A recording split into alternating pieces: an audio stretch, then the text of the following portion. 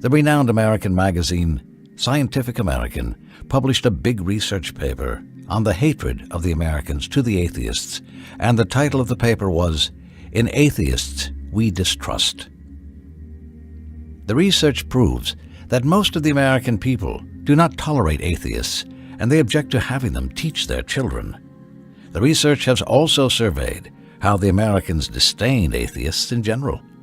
Whether this got published in official statements or it was just kept in their hearts unannounced, it remains true.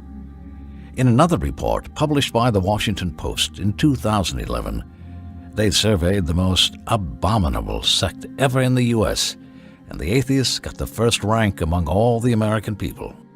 Shortly before that report got published, the University of Minnesota conducted a separate research for 2 years about extremist Muslims, gays, and atheists to see of which sect the American people feared most for themselves.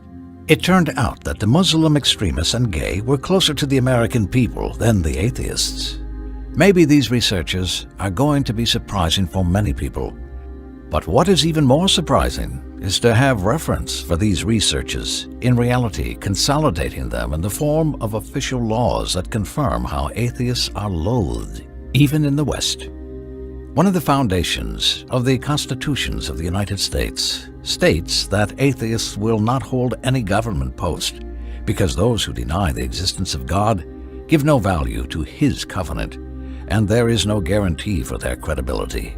John Locke, founder of the civil state, argued in his letter concerning toleration that atheists should not be tolerated because promises, covenants, and oaths, which are the bonds of human society, can have no hold upon an atheist. The taking away of God, though but even in thought, dissolves all.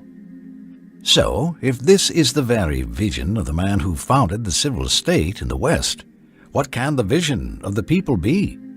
A very brief look at the constitutions of the USA would shock any Arab atheist ranting arrogantly about his rights in an Arab country.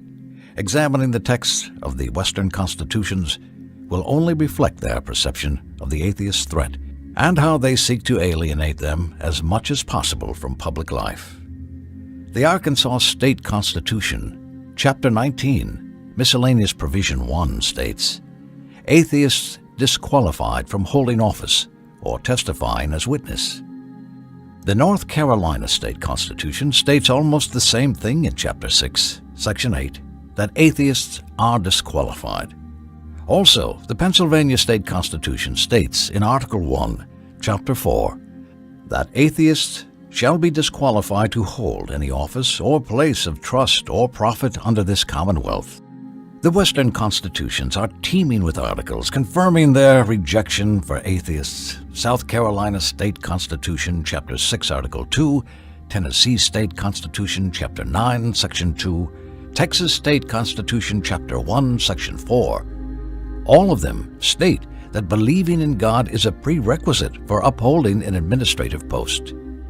America is the most powerful scientific state in the world, and it still classifies atheism as unacceptable in the American society.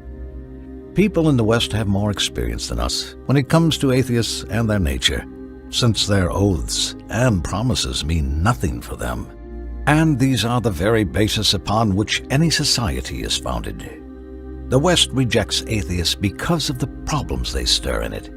And we know that the foundation of loyalty and disavowal for the West is their personal benefit.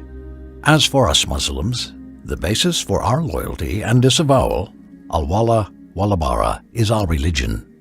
Our rejection for the atheist stems from our religion that urges us to promote the word of Allah and to guide the youth rather than leave them to flounder in the tides of vagueness.